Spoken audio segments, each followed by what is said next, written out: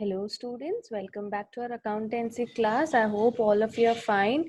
We were on our chapter number 4, that is accounting ratios, and we have already learned about few ratios, some ratios related to liquidity ratio, that was current ratio and liquid ratio, and we have started with our next topic, that was test of solvency. In that we have seen that we find out ratios related to how solvent the firm is, okay?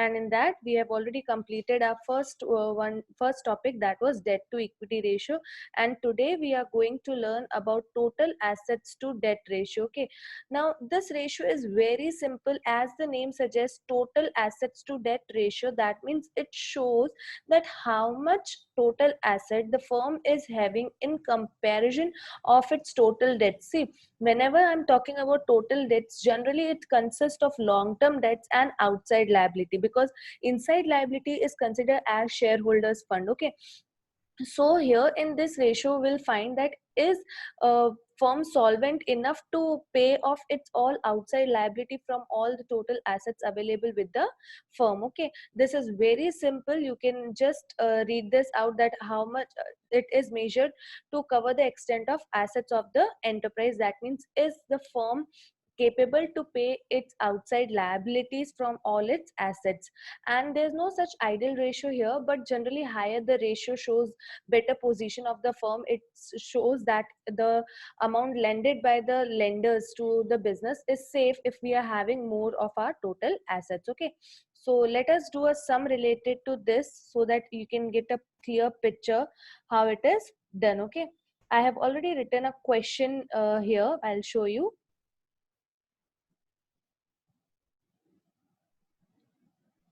See, I already have a question here. What it is saying, shareholders fund is 14 lakh.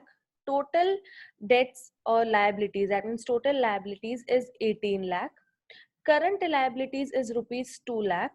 Calculate total assets to debt ratio. Now see, total asset to debt ratio, the formula is very simple, which is total assets divided by long term debts. Okay, you can just remember this. To remember this ratio is very simple. It can be just remember from here only. Total assets to debt shows total assets divided by this long term debts, that is debts of the firm. Now what you are having in this question is shareholders fund, we are having 14 lakh. Total debts we are having 18 lakh. Current liabilities 2 lakh. Now see, when we talk about total debts or liabilities, it includes both long term and short term. But here for our formula, we all only want what? Long term debts. That means we require long term debts only, which so this long total debts is also including our current liabilities. For that we have to deduct. So see, long term debts is equals to total debts, that is liability, less current liabilities, because here the current liabilities are already included in this. So 18 lakh less 2 lakh will give you 16 lakh of long term debts. That means the firm's long term debts are 16 lakh. Now what do we require? We require total assets. Now talking about total assets, we do not have total assets in our question. See, shareholders fund is here, total debts are given, current liabilities are here, but you do not have total assets. But we have done so many sums, so we have got a picture here, clear picture, that we know total assets and total liability. That means total of balance sheet, liability side of balance sheet is as same as total assets of the firm. So you can get total liabilities from, that means total of liability side of balance sheet by shareholders fund and total debts, and this total debts already includes what? Current liability.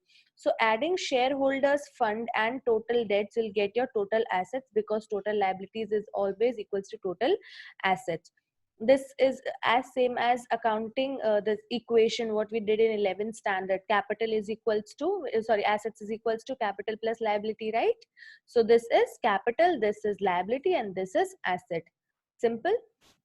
So 14 lakh plus 18 lakh will give you 32 lakh here as your total assets. Now for your formula, you require total assets and long term debts, both are here. Total assets are rupees 32 lakh and long term debts are 16 lakh. Dividing this, you'll get your ratio as 2:1. Okay, I hope this is clear. This ratio is very simple. You can get it easily. Okay, So I'll share next video related to more sums so that you can do your next assignment. Till then, keep learning. Thank you.